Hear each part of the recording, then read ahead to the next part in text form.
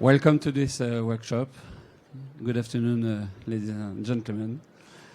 We are here for a small hour, and we want to speak about access and flow of people control, and especially in peace, but also in crisis time, because I do believe that the crisis time is the worst case, where nothing has been prepared and nothing worked as we thought it would have worked. So, to begin, just a few words about A2V. I take my glasses. Yes. So, A2V Association, National Association of Video Protection of CCTV systems. This association has been created in 2004. So we have 4 thematics meetings per year with a lot of people, as you see on this picture, and events for the University of Safety situation. We've got the next session in 15 days, and then the video days in Deauville, and then the night of A2V in June, but next year. We have lots of working group and remote meetings by Zoom, Teams, and so on. We've got a training center, and we've got a very thick guide for to be able to describe our members, and we've got 155 members. We've got a few members here. So A2V is a think tank of what we can expect about technologies in the near future, but also in 10 years. And we do not sell anything, but we have to think about the near future together. So you're welcome. We've got a booth over there, and we've got this region here with roughly 10 companies with new ideas just behind you. So in the near future, I'm sorry, I don't know why it is like that. Okay. The universities, in 15 days, I already make a word about that. And I've got a present for you. I will try to summarize 20 years of working group in only 3 slides and 3 minutes. So this is what we call in A2V the 3 tools. And the first one is this one, where every problems can be described with those 6 boxes, and you have to think about strategy. Why do you want to buy a solution, a video solution, an audio solution? Then next, you have to think about your organization. Perhaps it is the bad box, because we've got very good technologies. We have a very good sight of what we want to do, but the people behind the screens are not here, are not training, and so on. So this box is in general with a bad note. Organization, and then of course we never forget technology problems, but I do separate those boxes. Of course, you've got cost problem. We've got, especially in France, a legal problem with the CNIL and so on. And also, it depends of the country, the ethics approach, where something is able to, you can deploy, for example, face recognition without any problem in certain countries, but in France it is forbidden. So you have also to think about this box. So this is the first tool, and whatever you think about access control and so on, your project must enter in this tool, and you have to you need an A on each boxes to be able to say that my project will be a good one. Then the second tool is, it comes later, but the second tool is whatever you do, there's always a before, a during, and an after for a situation, a problematic situation. And we do say that before is to prevent, during is to protect, and after is to solve. And of course, it is not compulsory to have only one machine, one technique, one software to do those three columns.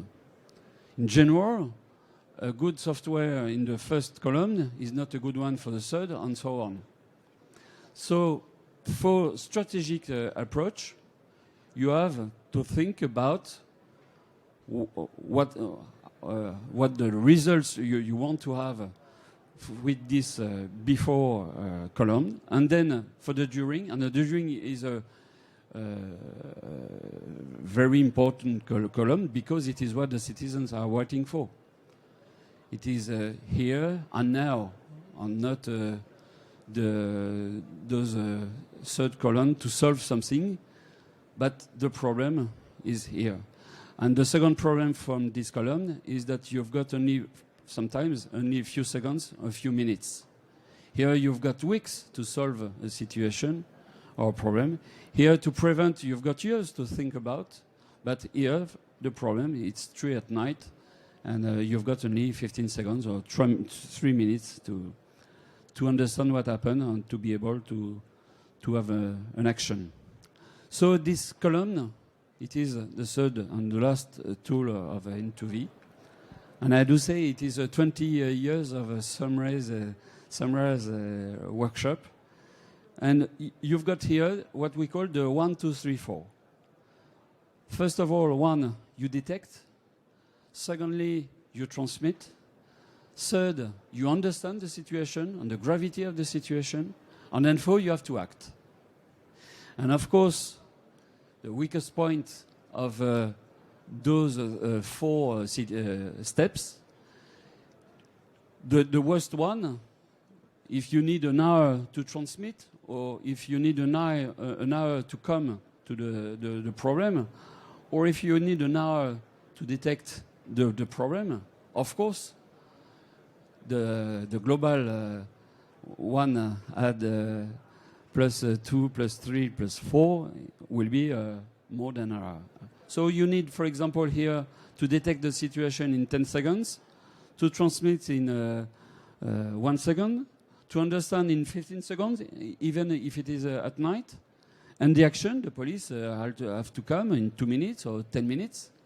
But if we are able to make seconds on all those steps, the action, I come back to the tool number 2, the during, it will be the best that we will be able to do. So for this particular workshop, always think, even if you see something in this Eurosatory exhibition, always think about those 3 tools where the problems are in seconds. Not only it is beautiful, I want to have it, but you need to think about seconds. So this working topic is here. You've already read it. And I just wanted to introduce the lab coat technology, which is just behind you, and the creator is here. And do not hesitate to go over there and to see what they do. And they make an all-integrated solution to detect weapons, explosive, and so on, with a natural flow.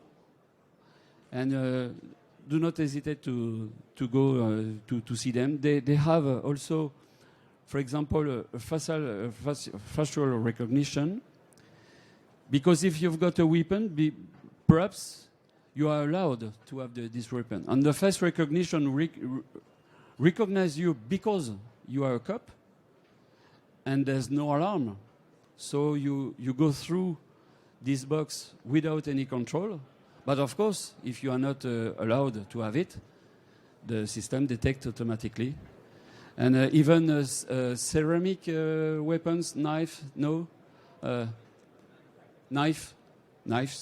and so on.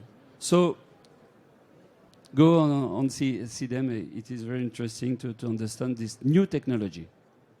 And to finish this small presentation of this technology, the system can show you the weapon and where it is on the body. So the control 3 meter later, you are able to know that the knife is here or here and so on. So this is a really new technology and very interesting technology. Okay, so let's go with our two experts. And I give the next PowerPoint to Laurent.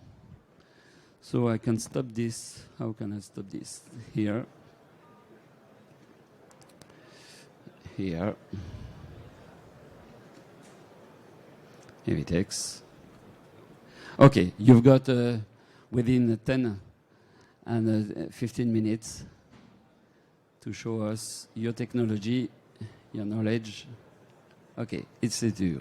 Thank you. Thank you, Dominique. Hello, everyone. I'm Laurent Assouli. I'm head of marketing at Evitech. And we're going to be discussing about the subject that Dominique already introduced. Just a few words about the company. We're a French actor in the video analytic field. We have been doing that since 2005.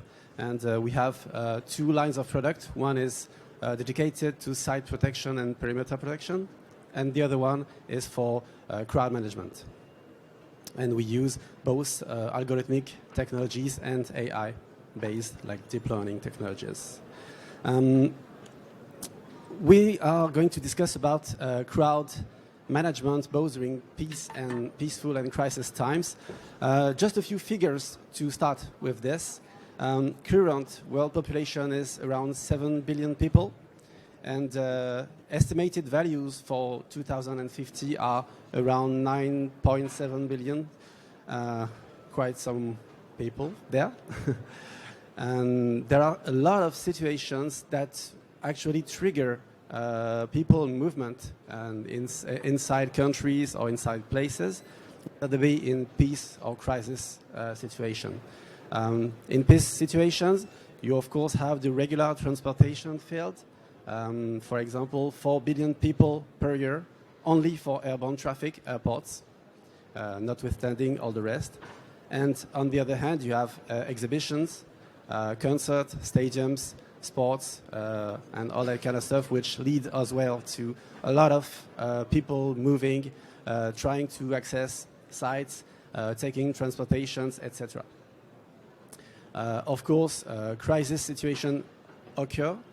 Climate change, which of course you already heard of, and various instabilities in the overall geopolitical situation, so terror, wars, and politics. An interesting point, I haven't seen a Dominique slide earlier, and I just made a slide which is quite similar to the functional needs that he has mentioned. So it's a bit simpler than his, but it's basically the same kind of idea. To efficiently deal with an event, with a situation, you need first to model that situation, anticipate, so using three-dimensional tools, people, anticipation, simulations, and all that kind of stuff. Then you can decide the type of measures that you want to deploy. Then you have to act, because the event is happening. You're dealing with your railway, with your airport, and then you get feedback, and you have to re-inject this feedback into your modeling tools to be able to improve yourself, to have a better efficiency, or to deal with the problems that you have faced during the situation. So you're using a lot of stuff, 3D maps, flow simulations. There are a lot of ways to simulate flows. And on real time, you get smartphone tracing using Bluetooth.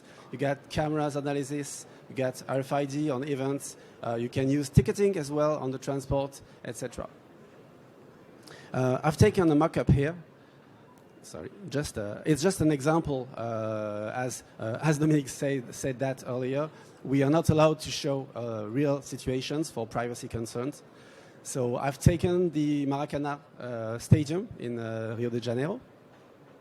And on this stadium, you can see that we have 6 accesses from A to F. Each of them has to be equipped with some sensors, here cameras, that you can use to visualize real-time footage. And then we are providing, in this type of field, we're providing counters which will automatically measure the flow of people. Why are we doing so? What are the kind of values that you can get? First one is a total value. How many people have passed in front of this camera in the past hour? A flow per minute, which is even more interesting. How many people every minute are passing in front of this camera? At what speed they are? Are they walking slowly? Are they walking normally? Are they running?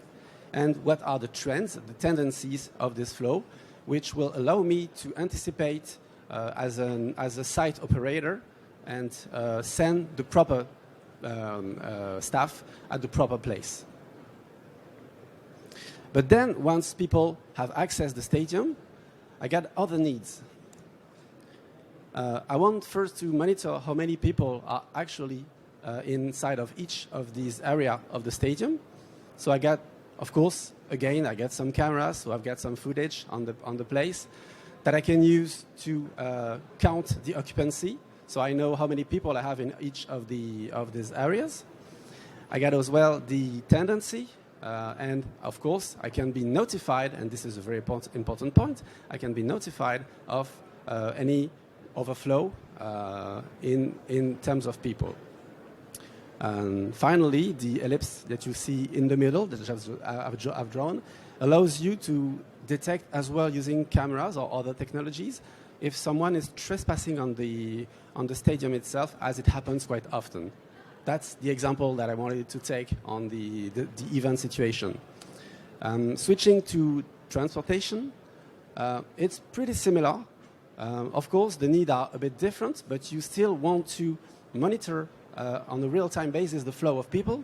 You want to visualize the footage, and a bit different, of course, if you want to, you can use the visual counting to measure fraud, how many people are actually ticketing and how many people are not ticketing, so you get some information about fraud. And you have as well occupancy management, and you can finally detect forbidden entries or exits through typically the rails that you have on the bottom.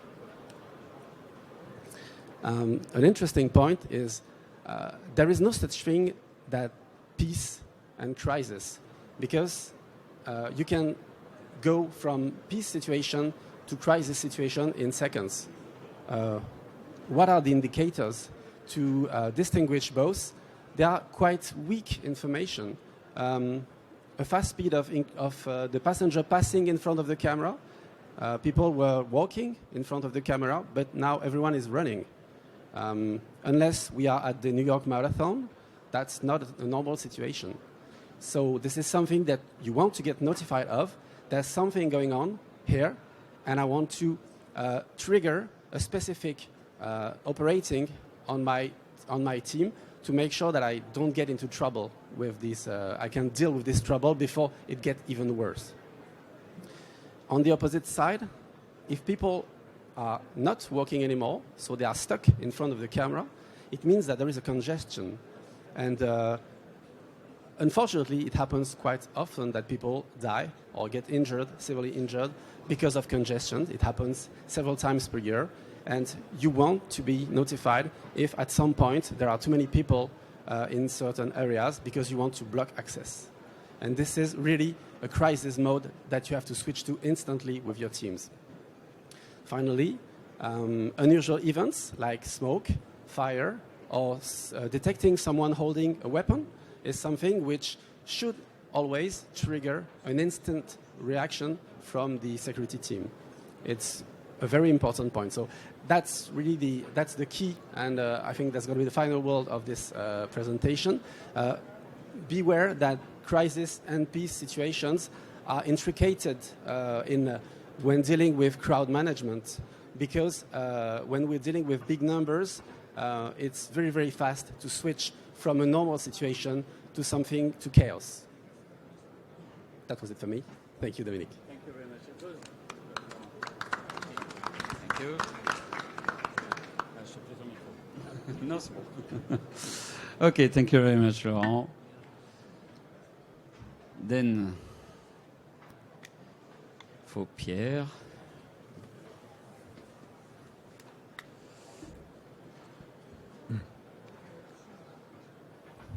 Okay, you've got 10 or 15 minutes. Okay, thank you very much. Thank you very much. So even if the picture was me without my beer, so I'm Pierre, the CTO of Onyx. We are a young startup working on forced identity documents. So today I want to present you more than a product, just more reflection about some kind of problems we are trying to solve and which problem are very important in time of crisis and calm, like Dominique was saying. So basically, access control can be enhanced by a numeric identity, okay? So I will try to define access control in a very generic way. It can be software access control, it can be physical access control. In this presentation, it will be more physical, okay? So basically, the first step or component of access control is authentication. How can I assert and how can I check that the person I have in front of me?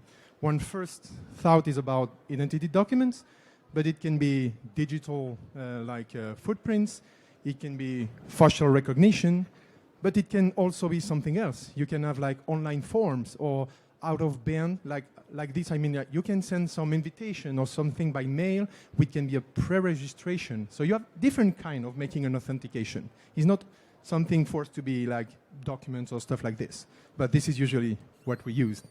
So this is the first step. The second step is authorization.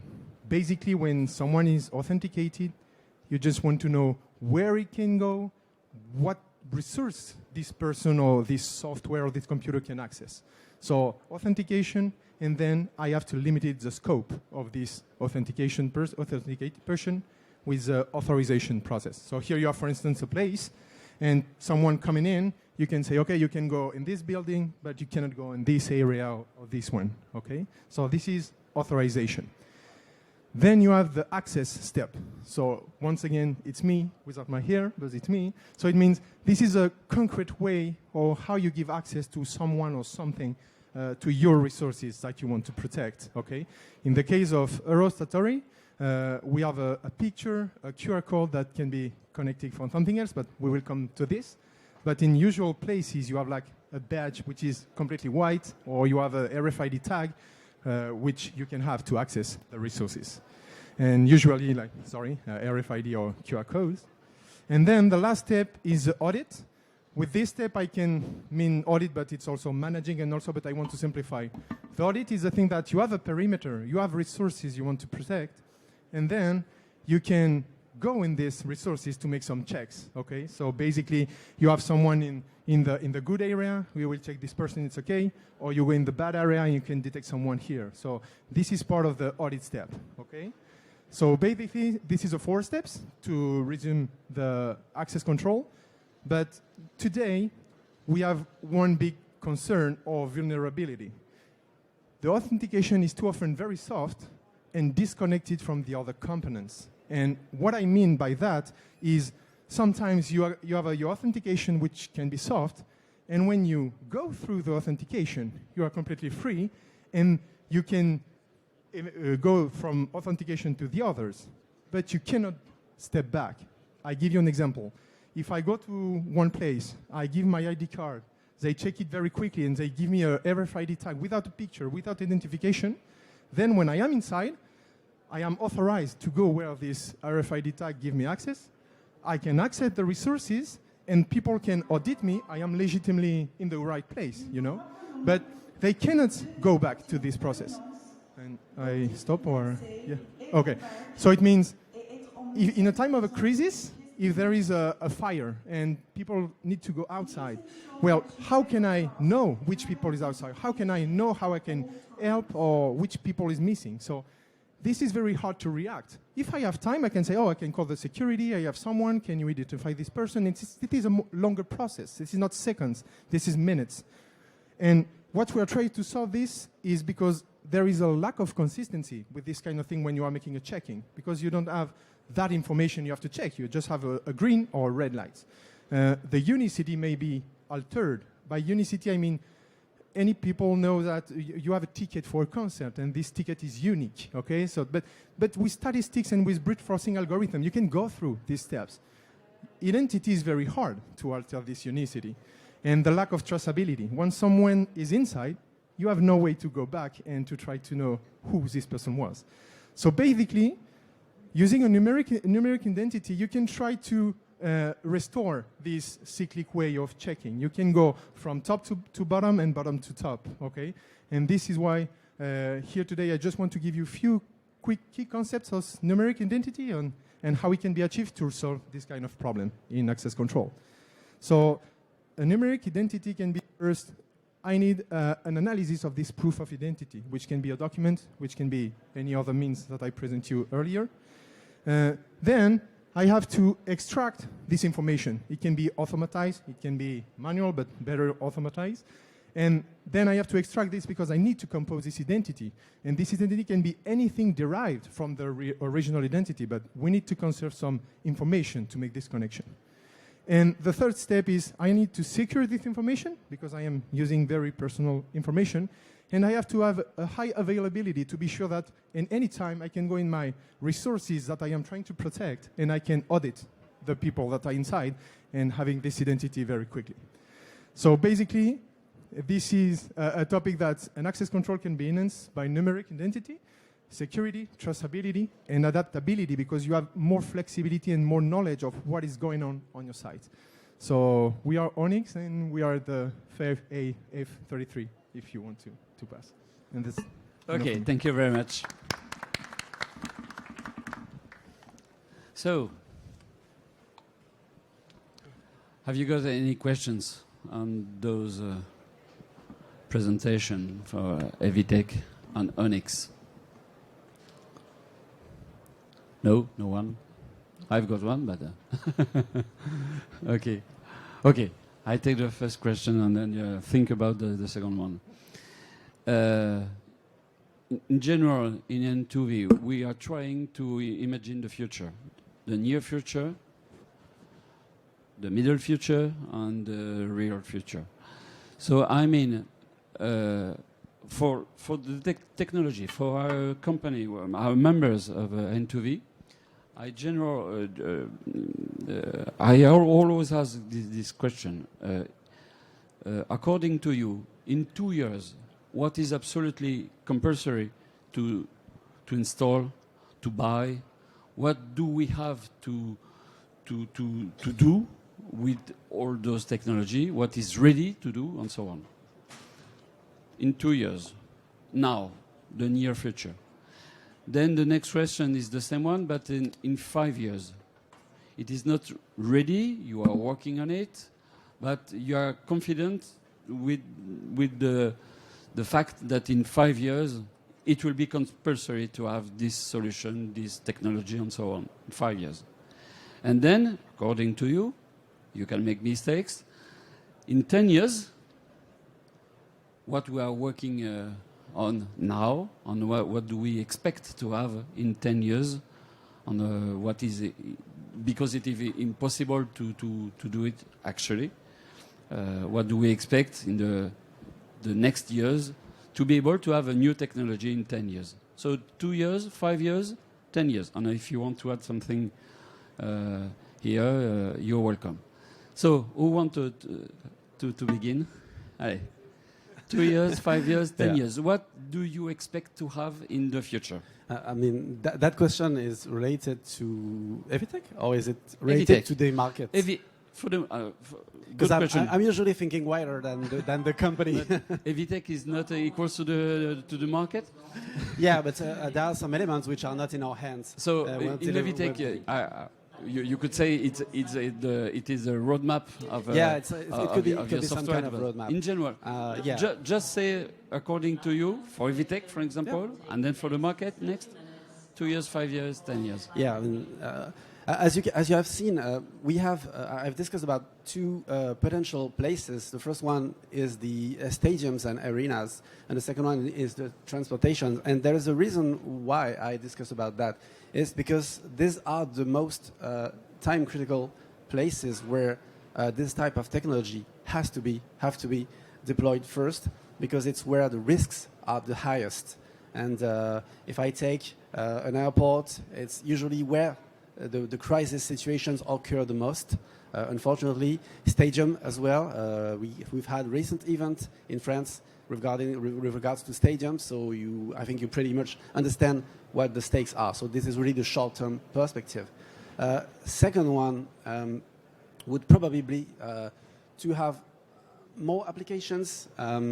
I've just roughly discussed about smoke, fire, weapons detection. All this is, of course, yet to be perfectioned, because it has an impact on the cameras, it has an impact on a lot of stuff, it has an impact on the processes as well, and this is going to be the third thing.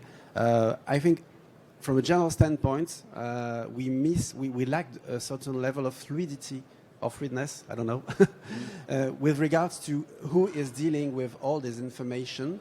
For example, if I'm dealing with a city management, I have a situation, and it's something which is a bit funny. I'm able to do parking detection, so I can know if people have paid for their parking or for their car, and this is interesting for the city hall. But if the same car has overpassed the authorized speed, it's not at all interesting for the city hall, because that's going to be for the police or the gendarmerie. And but the solution and the technological brick is the same.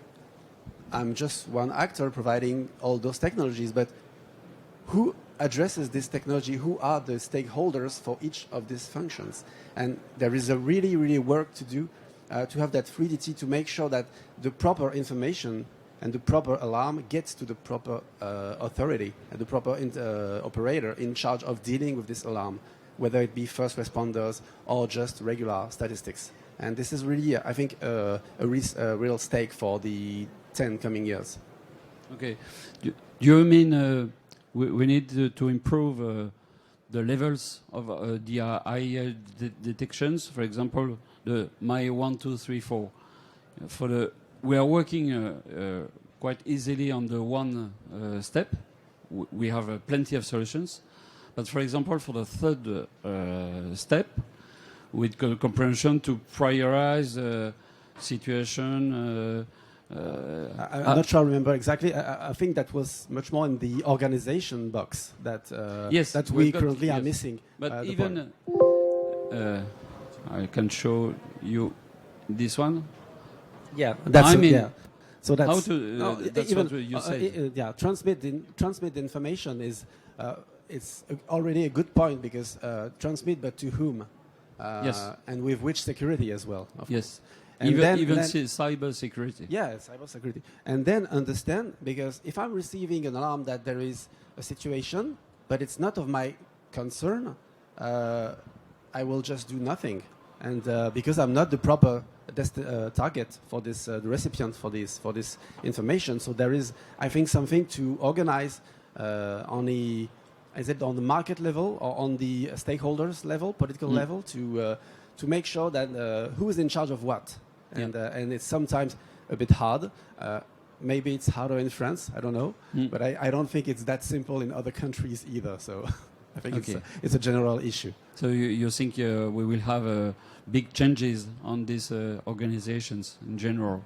Yeah, and as well, these stakeholders, they are keen, also linked to political concerns because they have their own responsibilities, and they are sometimes enemies from a political standpoint, and so they somehow don't want to collaborate on some of the project, because if I'm succeeding in managing my city, my stadium, that's going to be me, and I don't want to share this success with someone which may be the region, the city hall, because these guys are not in the same sensitivity as me in terms of political concerns, and that's a key point as well. Okay, it is not a technical problem. It's not. It is an organization problem. Again, thank you, Pierre. So yeah, I can give you my point of view of what we Yes. are doing and product Yes, related to your Okay, own and my field. Okay. roadmap, and then Okay. the market, the general market. Okay, so basically we work on identity documents, detection of false identity documents. Today there is a lot of stuff going on in about biometrics that there are in the documents and how we can recognize someone based on the picture on the document or on the chip that is into the documents.